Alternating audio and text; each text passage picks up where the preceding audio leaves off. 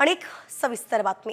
पाकिस्तान म्हणजेच आतंकीस्तान असल्याचा नवा पुरावा समोर आलाय। लष्कर तोयबाचा कमांडर सैफुल्लाचा पाकिस्तानात खात्मा करण्यात आलेला आहे। तर भारतातल्या 3 मोठ्या दहशतवादी हल्ल्यांचा हा सैफुल्ला सूत्रधार होता। मात्र सैफुल्लाचं पार्थिव पाकिस्तानी ध्वजात गुंडाळण्यात आलंय। सैफुल्ला खालिदच्या अंत्यसंस्कारात अनेक लष्कर दहशतवादी सुद्धा उपस्थित होते। तर लष्करच्या दहशतवाद्यांनी एक एक करून नमाजे जनाजाही अदा केलाय। विशाल सवणे आपले प्रतिनिधी आपल्याला या संदर्भात अधिकची अपडेट देत आहे। विशाल, काय सांगाल? खरंच लष्कर देखील या नमाजे जनाजात सहभागी झाले होते का? जो सैफुल्ला जो आहे तो लष्करचा टॉपचा कमांडर होता आणि त्याचा काल खात्मा झाला होता। त्यानंतर ज्यावेळेस त्याचा जनाजा जो निघतो त्यावेळेस त्याच्या मृतदेहावरती पाकिस्तानचा जो झेंडा आहे तो टाकला होता।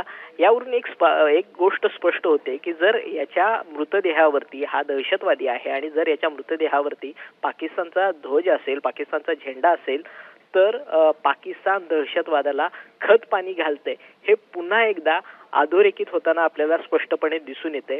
त्याचबरोबर ज्यावेळेस आपण ऑपरेशन सिंदूर राबवलं होतं त्यावेळेस तिथले जे लष्कर तैयबा असेल किंवा जैश ए मोहम्मद असेल त्यांचे जे दहशतवादी होते यांच्या सुरक्षेत मोठ्या प्रमाणात वाढ करण्यात आली होती। त्यांच्या सुरक्षेसाठी पाकिस्तानी सैन्य असल्याची देखील माहिती उपलब्ध झाली होती।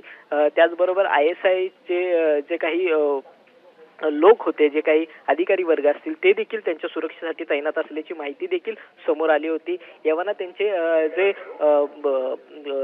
जनाजा असतो त्यावेळेस काही पाकिस्तानी अधिकारी देखील त्या ठिकाणी नक्कीच। आणि त्याचप्रमाणे आता सुद्धा जेव्हा या नवीन आतंकवाद्याचा खात्मा झालाय तेव्हा सुद्धा लष्करी जवान त्यांच्या अंत्यसंस्काराला दिसले आहेत आणि म्हणून आपण पाहतोय की पाकिस्तान आतंकीस्तान असल्याचं बोललं जात आहे।